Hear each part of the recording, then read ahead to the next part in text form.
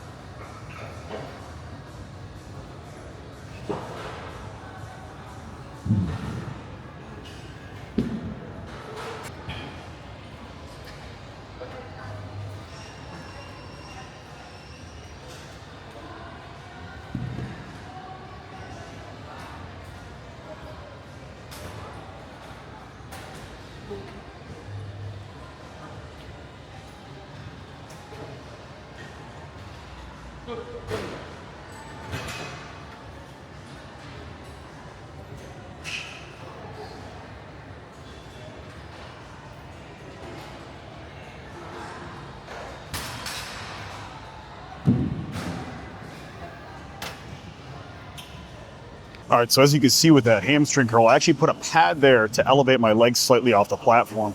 And what that allowed me to do is get a greater range of motion to stretch my hamstrings. Because I feel like this seat, even when you bottom it out and you put the machine all the way to a stretch setting, my hamstrings have a lot more flexibility than that, so I'm not getting a full stretch. So putting that pad there will elevate my legs and actually allow my legs to open up. A little bit of a hyperextension past the knee, but as long as you have good control over your hamstring movements, it's fine. It's kind of like doing like an RDL. I'm trying to get a full stretch and full range of motion out of that, and I just can't with the machine. So instead, I'm going to put that pad there, and as you can see during my motion, I get a little bit more stretch down at the bottom of the pocket as a result of that. So give that a shot and let me know what you think.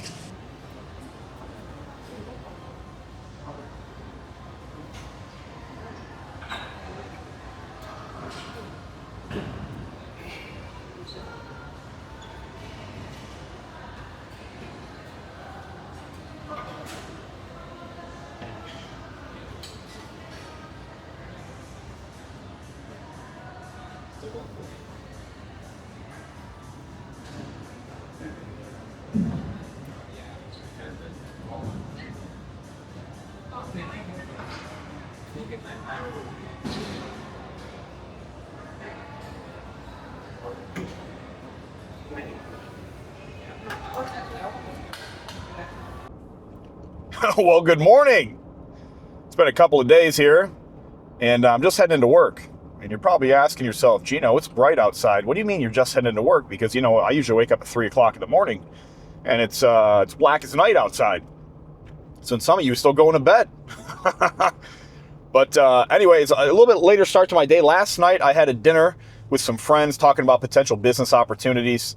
Being that I'm in Lifetime, it's a very unique place to meet a lot of cool people, and a lot of cool people come with a lot of cool opportunities.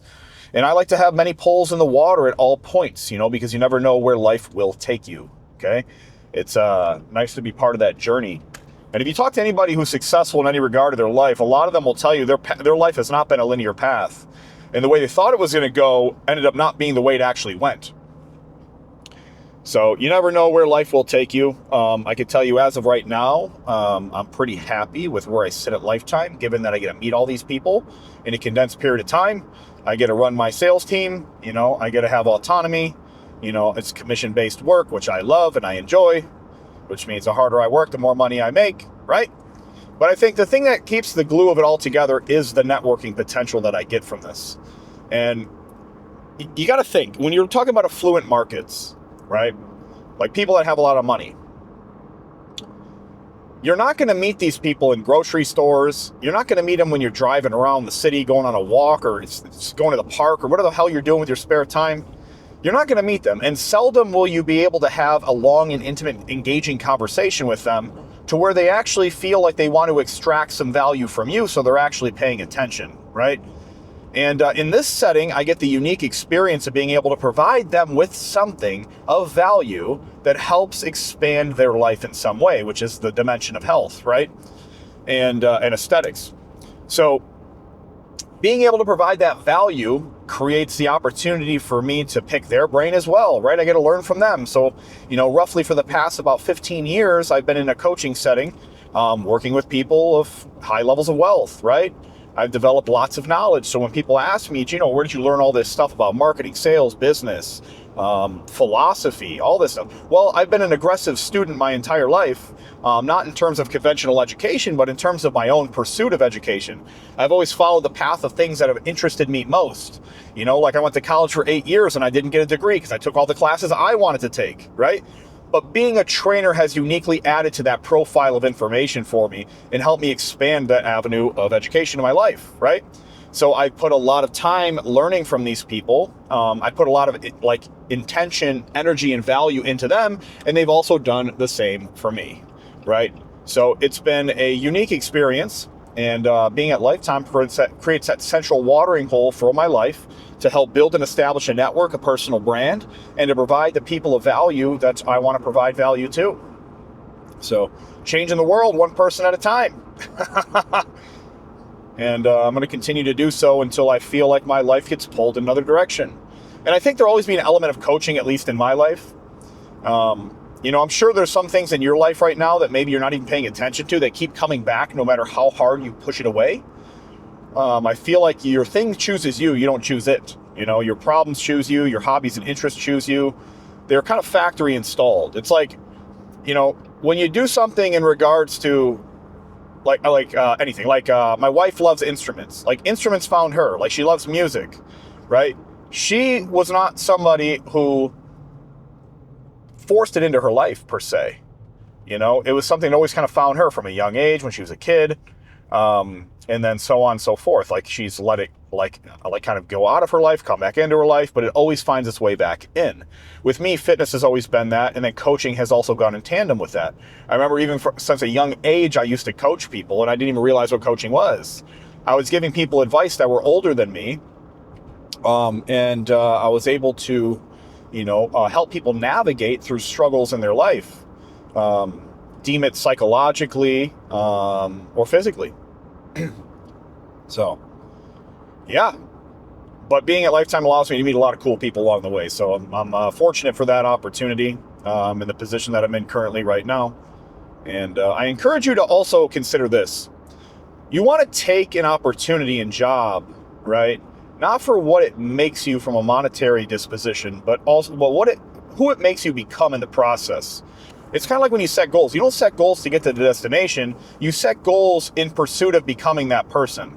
Because I'll tell you, if you've ever achieved a goal of yours, it feels good temporarily, but then it kind of dies out.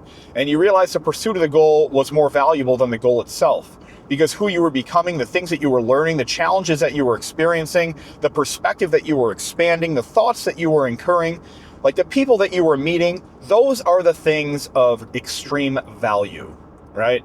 And you got to ask yourself currently, right now, are you in an environment right now that's shaping you into somebody that you're proud of? Or is it not?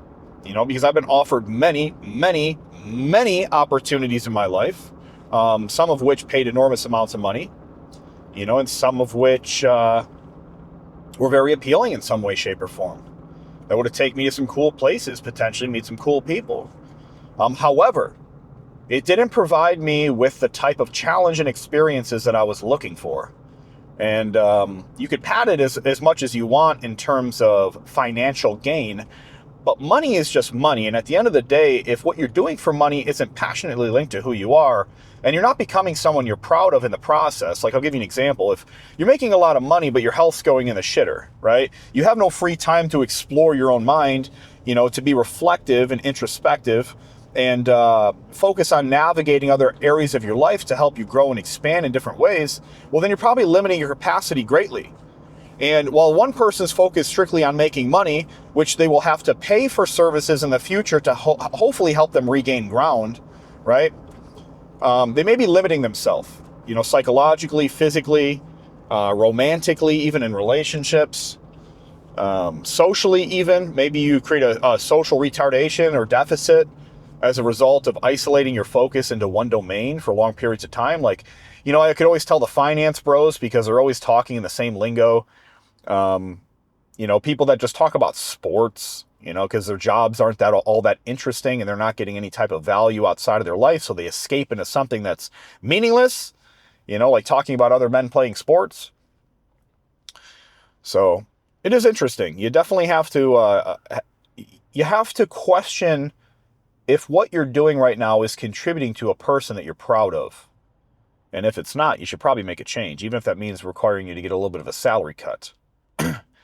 Because I can tell you right now, I would not have all these experiences in life. I've been able to stay at some cool places. I'm getting invited on vacations. I've created long-term lasting relationships. I've been presented with opportunities and knowledge that have helped expand me in many different ways in my life as a result of me being a coach. I was very socially introverted as a child. Like in a one-on-one setting when I was talking to somebody, I'd be very socially aware, right? And I would try my best to try to navigate a conversation. I've always had an inclination to be able to use my words to help me get places.